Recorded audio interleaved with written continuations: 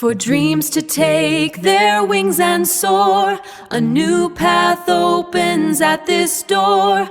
Beyond the books there's wisdom true, for building lives and serving too. Prativa Institute, a guiding light, making education our might, making education our might. An energetic welcome to one and all watching this. मेरा नाम है निकेश और जैसा कि हमने start किया था हमारा गोल वही है और जो एक्चुअल गोल है फॉर द अपकमिंग ईयर्स वो है एजुकेटेड प्लस लिटरेट। पर आज हम लोग शुरू करने वाले हैं अपना एक नया चैप्टर ज्योग्राफी में जिसका नाम है द मोशंस ऑफ अर्थ। इसके पहले हमने पढ़ा सोलर सिस्टम के बारे में, जिसमें हमने बात की प्लैनेट्स के बारे में, मून के बारे में और कई सारी चीज़ों के बारे में। और अब वहीं हम बात करेंगे नई चैप्टर, और नए चैप्टर का नाम है हमारे मोशंस ऑफ द अर्थ। अब यहाँ पर एक वर्ड है मोशंस, कि व्हाट डज मोशंस मीन, आखिर मोशंस का मतलब क्या होता है। तो मोशन का मतलब होता है कि जब हम एक जगह से दूसरी जगह, मतलब जो लिविंग बींग्स होते हैं, यानी अगर कोई भी चीज जीव है यानी उसमें लाइफ है तो वो कहीं ना कहीं मूव करेगी, चाहे वो ह्यूमन बींग हो या वो प्लांट्स हो। इस तरीके से ह्यूमन बींग्स एक जगह से दूसरी जगह जाते हैं, उनका जो मूवमेंट होता है उससे ही जब यहाँ से वहाँ मूव करते हैं तो उसे ही हम मोशन कहते हैं। पर इस चैप्टर में ना ही हमें प्लांट्स ना ही हमें ह्यूमंस, इस चैप्टर में हमें पढ़ना है about the motion of earth, कि अर्थ किस तरह घूमती है, हमारी पृथ्वी अंतरिक्ष में किस तरीके से घूमती है। तो सबसे पहला जो वर्ड है, हम एनसीईआरटी जो है वो पेज वाइज पढ़ रहे हैं, तो पहले पेज में जो कीवर्ड्स हैं वो मैंने पीछे बोर्ड पर लिख दिए हैं। तो पहला कीवर्ड जो है वो है रोटेशन। सबसे पहले समझ लेते हैं कि what is rotation. When our earth rotates on its own axis, this is known as the rotation. जब हमारी पृथ्वी अपने खुद के अक्ष पर घूमती है, यानी अपने खुद की एक्सिस पर घूमती है, तब हम उसे कहते हैं रोटेशन। एक प्रैक्टिकली समझाता हूं आपको कि मान लीजिए ये मेरा हैंड है, ये एक्सिस है, और इस एक्सेस के हिसाब से, एक्सेस क्या है, कोई भी एक फिक्स्ड पॉइंट है और एक फिक्स्ड पॉइंट के अराउंड हमारी पृथ्वी घूमती है, तो एक फिक्स्ड पॉइंट पे, अपने पॉइंट पर ही जो पृथ्वी का मूवमेंट है, इस मूवमेंट को हम कहते हैं rotation. When it moves on खुद की एक्सेस पे जब घूमती है। दूसरा है रेवोल्यूशन।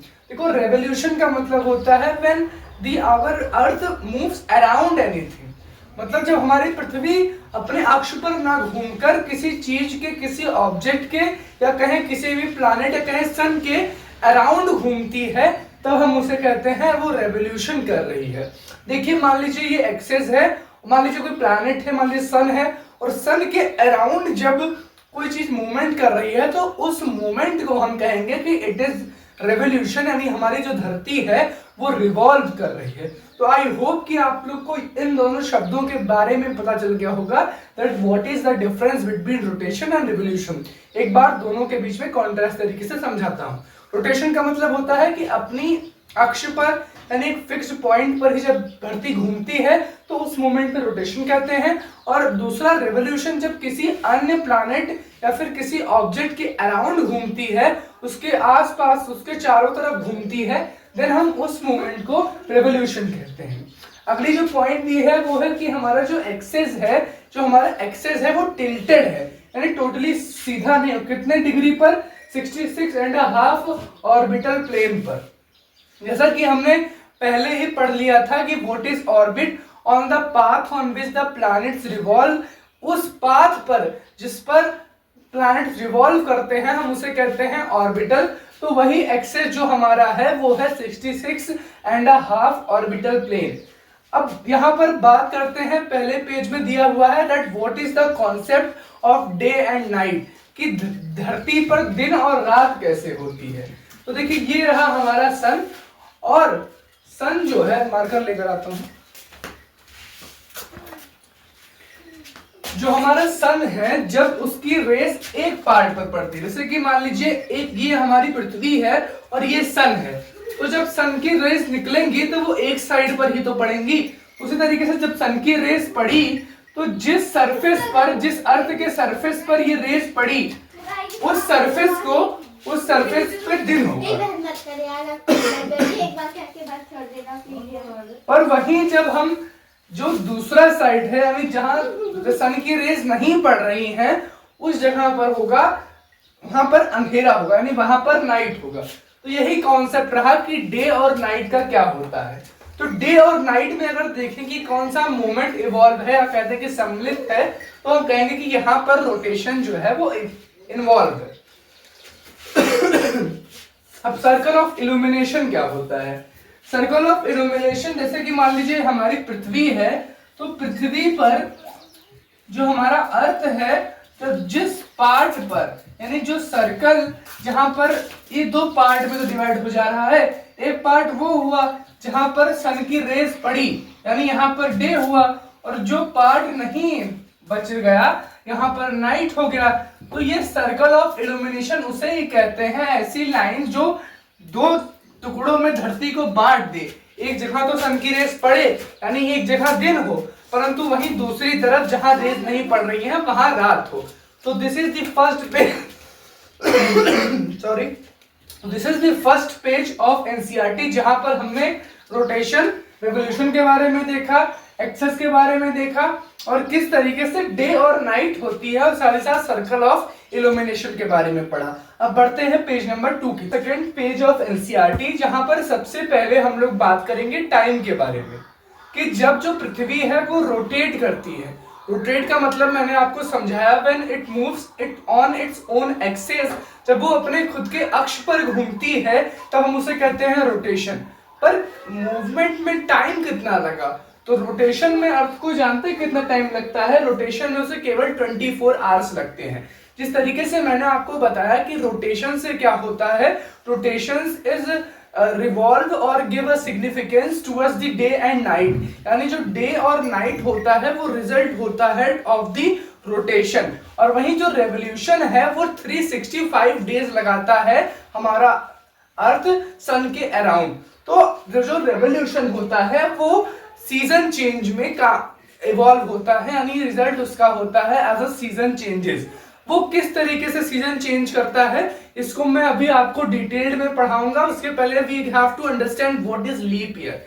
तो देखिए जो हमारा फरवरी मंथ होता है, in some years there is 28 days and somehow there is 29 days. So when in February there are 29 days, then it refers to leap year, means the total days in one year is equal to the 360 days, and when a year having 360 days in its year, so it is known as the leap year. अब यहाँ पर जो rotation revolution होता है, leap year कहाँ होता है? Elliptical orbits पर। अब यहाँ पर समझ लेते हैं कि how this season gets changes, कि किस तरीके से मौसम में बदलाव आते हैं। दैट इन आवर इंडिया कभी सर्दी हो जाती है, कभी गर्मी। It may feel sometimes very cold, sometime very hot, means summer and winter, spring etcetera, autumn. So let's understand. So first we will draw a sun. This is a sun and these are the orbits. These are the orbits around the sun, and we know that our earth is at the third place. This is our earth.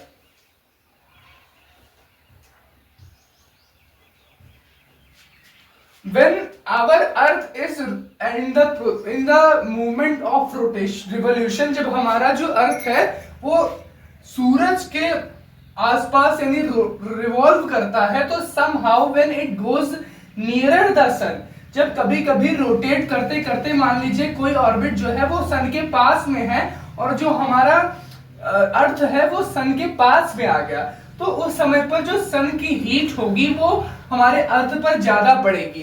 And at that time जो portion अर्थ का सन के तरफ होगा it faces summer, उस समय पर वहां पर गर्मी पड़ेगी। But on the other hand उसका vice versa means opposite for the winter, जब कभी भी जो हमारा अर्थ है वो सन से दूर होगा, means sun rays can not enters, can not strike on the our planet means earth, so it refers और it results as a winter, तब वहां पर हम कहेंगे कि भैया समर गई, अब विंटर का सीजन आ गया। इसी तरीके से जिस तरीके से रोटेशन के कारण डे और नाइट होता है, उसी तरीके से रेवोल्यूशन के कारण जो सीजन्स होते हैं वो चेंज होते हैं।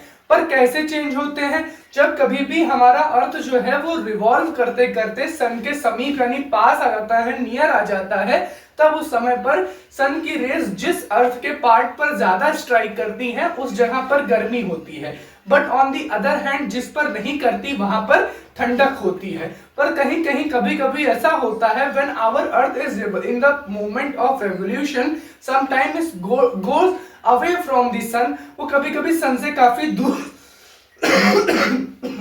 सॉरी कभी कभी दूर चला जाता है, एंड दिस रिजल्ट्स विंटर। तो इस तरीके से विंटर हो जाती है। बहुत छोटा सा चैप्टर था, इसमें बस यही सारे टॉपिक्स थे। सबसे पहले हमने देखा व्हाट इज रोटेशन, फिर हमने देखा रेवोल्यूशन के बारे में, फिर हमने देखा कि दिन और रात कैसे होते हैं, उसके बाद हमने समझा कि सीजन कैसे चेंज होते हैं, उसके बाद हमने लीप ईयर के बारे में जाना, इलिप्टिकल ऑर्बिट के बारे में जाना। So this is the whole chapter जो कि एनसीईआरटी में था। हमने मेन पॉइंट जो एनसीईआरटी में थे और जो हमारे गोल के लिए चाहिए वो हमने कवर किए साथ में। आई होप दैट आपको अच्छा लगा होगा। अगर आपको अच्छा लगा हो तो you can share with other friends that they can also join our this mission means UPSC AIR 1. So together we can do it, and I hope that you all like and understand this chapter. I am explained from my full potential. So let's meet you all in another video. तब तक के लिए बने रहिए। जय हिंद, जय Bharat. Pratibha sunrise is always on the heart.